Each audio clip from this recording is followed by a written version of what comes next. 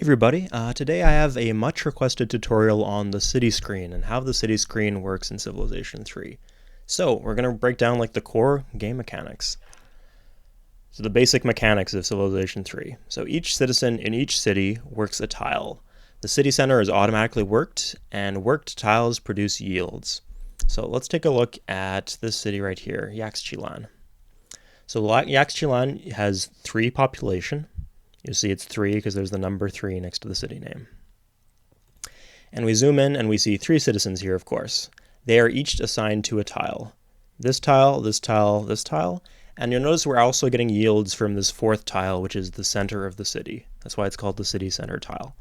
So 4 tiles and each produce yields. Those yields are food, shields, and commerce. Food, shields, commerce. Tiles produce food. Each citizen eats 2 food per turn. Surplus food goes in the box, and when the box fills, the city grows in population. So we have 3 citizens, each eat 2 food per turn. So they eat 6 food total, and that's shown here. So we get 8 food per turn, counting the city center, and our citizens are eating 6. So there's 6 food lost to the citizens because they're eating it. And then we have 2 food here, which is 8 minus 6, which is our surplus food. So every turn, this surplus food gets added to this box right here. When the box fills, the city grows in population, so it would be at 4 population, and the box also empties, like the food extinguishes, and then the process repeats. If you have a granary, the box stays half full, so that's why there's this food here at the bottom. Tiles produce shields. Those shields enter the production box, and when that box fills, the unit or building completes. So here we're getting 1 shield per turn. You can tell it's blue, 1 per turn. So that goes into this box, and when this box fills, we get a bowman. The box empties, and we can produce something else. And tiles produce commerce. You may assign that commerce to your treasury, to entertainment, and to science. And that isn't done at the city level. Like, it's not with production where you can choose what you're producing in each city. You have to do that at a national level using the domestic advisor. So these are the sliders. This is the science slider, the happiness slider, and anything not allocated to either one of those sliders goes directly into the treasury. So right now we have 80 going towards science, 10 going towards happiness, and then 10 going towards the treasury. Since we got 90, 100 minus 90 is 10. Anything left over goes into the treasury. So in Babylon, we can see this, for example. We got 80% going to science, 10% going to happiness, and 10% going into the treasury.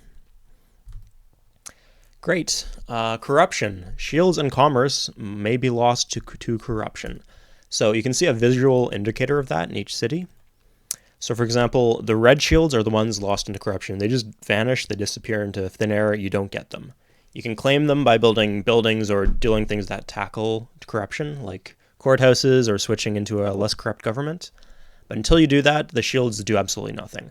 Same thing with commerce. The red commerce here is lost to corruption. There's 2 types of corruption, rank corruption and distance corruption. So distance corruption is really simple to understand. It's determined by how many tiles away the city is from the capital. Rank corruption is determined by what order of distance the cities are from the capital. So for example, this is 3 tiles away, this is 3 tiles away, this is 4 tiles away. So this would be 4th in rank corruption, this might be 5th. This might be 6th, etc. So I'll show you a practical example of this to prove that both exist. Obviously, it's pretty obvious that distance corruption exists, because if you've ever founded your city halfway across the map, you'll notice that it's very corrupt. But I can also prove that rank corruption exists. So look at Akkad. We're losing 2 shields per turn to corruption. So that is due to distance corruption, because Akkad is 6 tiles away from my capital, and also due to rank corruption, since there are other cities that are closer to my capital than Akkad is. And I'll prove that this exists by abandoning these other cities. So remember, we're losing 2 to corruption right now. We're going to abandon all the cities that are closer.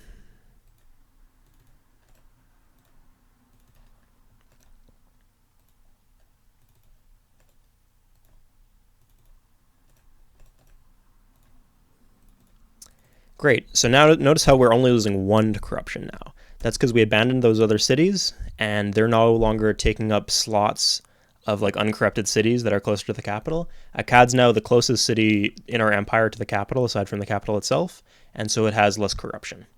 Even though obviously the position of Akkad, it's still 6 tiles away from our capital, just the relative position has changed. So note that there's never really any penalty to planting new cities. They just become increasingly less useful due to corruption, assuming you're planting them farther away from your capital.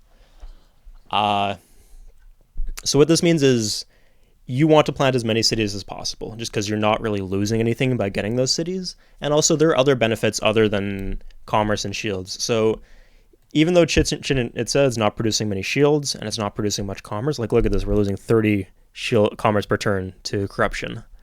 Even though we're losing that commerce, it's still a good city to have because we do get some benefits from this, some shields, some commerce, and we get other benefits too. So for example, unit support, if we go here into the military advisor, if the game doesn't crash. Yeah, if you go into the military advisor, you will see that the number of unit support that you have available, like free units that you get that you don't have to pay maintenance on, is based on, oh my god, the game just crashed. It's based on the number of cities you have. And it doesn't matter how far away those cities are from your capital, they still provide unit support. So that's another benefit to having cities, even if they're very corrupt. And the other one is like strategic and luxury resources. So you'll notice that Shurpak, also a very corrupt city, but from Shurpak we get 2 sources of dyes and horses. So it's actually a very, very useful city for us to have. Even if we don't really use those dyes and horses, maybe we got them somewhere else, we can trade these away and get money or techs in exchange for them. So it's a very good city to have. And even if a city, like let's say this city, or Atlanta right here, Atlanta might not look like a useful city right now, but maybe we will discover oil somewhere here. So it's good to like claim as much land as possible in the early game, since that's when the land is available. Obviously, by the time you discover refining and you can see the oil on the map, you're not really going to be able to plant new cities because all of the cities are going to be taken. So the next item on our list is how commerce works. So as I mentioned before, the sliders in the domestic advisor screen determine how your commerce is allocated. So I'll show you it like this first. 100% science. That means all the commerce our city generates goes into science. So Babylon's a good example. Since it's our capital, there's no corruption there.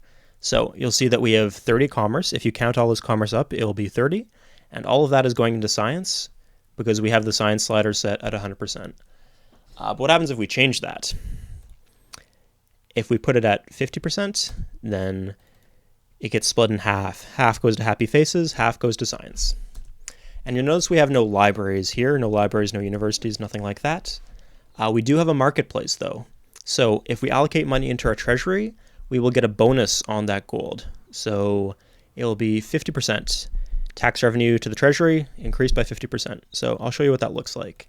Let's say we set everything to the treasury. We're now getting 45 gold per turn because we have 30 base commerce in Babylon, and then it gets multiplied by the marketplace. So 30 plus 50% is 45. If we had a bank, it would be 60. Yeah, and a stock exchange would be another 50% on top of that, I think.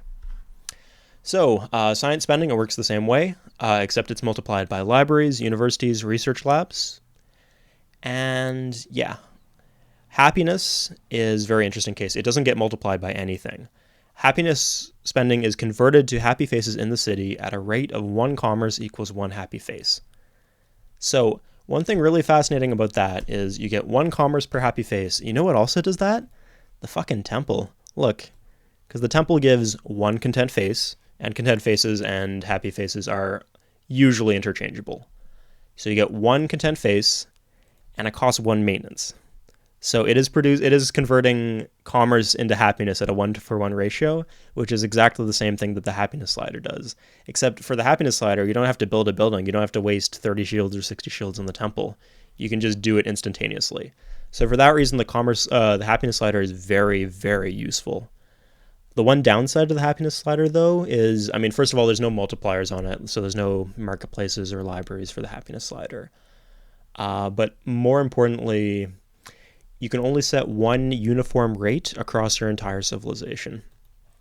So the happiness slider in Babylon has to be the same as the happiness slider in Zaraquim, which is problematic because Babylon is very, very uncorrupt. Like there's no corruption in Babylon, but there's a ton of corruption in Zaraquim. So we need to set like the happiness slider at like 50% just to get one happy face in Zaraquim. That would give us 15 happy faces in Babylon, which is enough to make us more than happy. Like a lot of these happy faces are being completely wasted. So for that reason, you have to be careful and set the happiness slider very like according to that principle. And yeah, for that reason, sometimes it's a good idea to have like temples in your more corrupt cities. But also, I prefer to use marketplaces ideally, since another thing that marketplaces do is they give you bonus happy faces if you have a luxury resources. Normally, you only get one happy face per luxury resource, but the marketplace gives you bonus happy faces on the additional luxuries. So this is a city without a marketplace, and you'll see there's no bonus happy faces. So yeah, that's everything. Let me know if you have any questions.